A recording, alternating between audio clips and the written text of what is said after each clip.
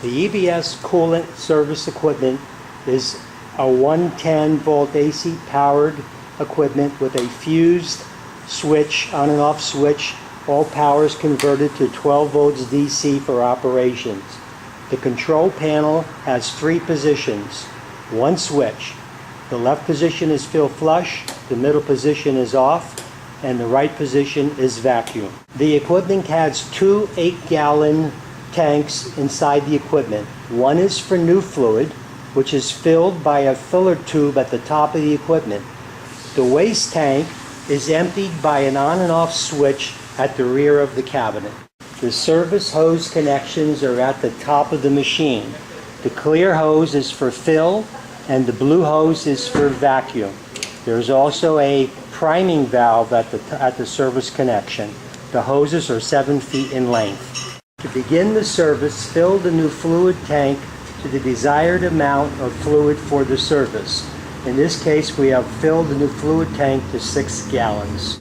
For the first service of the day, we recommend priming the pumps. This is accomplished by turning the valve on the control fitting to the parallel position, turning on the fill flush button for approximately 3 to 4 seconds, which will prime the pumps. The first step is to vacuum out the overflow tank, turn on the vacuum pump, remove all the fluid from the overflow tank, and then remove as much fluid as possible through the radiator cap opening. Disconnect the upper radiator hose. There are 2 coolant system adapter fittings. There are 8 different sizes. They are marked in the direction that they should be attached. In this case, on the right side is the engine side to the radiator hose.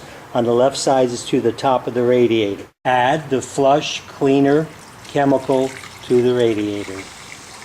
Replace the radiator cap and ensure that the handle on the valve is straight to the valve on the adapter.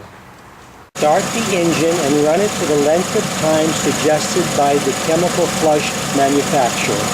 After a few minutes, you should see fluid coming from the engine to the radiator, which indicates that the vehicle has approached operating temperature and the thermostat is operating correctly. Attach the service hoses to the adapter. The fill hose goes towards the engine side. Turn the handle on the valve perpendicular to the valve. Connect the clamp to the overflow hose coming from the radiator.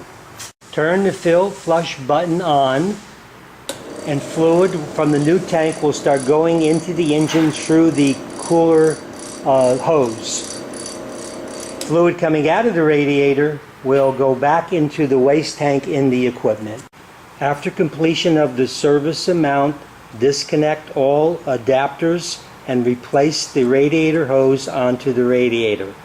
Check all fluid levels and use the excess in the new fluid tank to fill to required levels.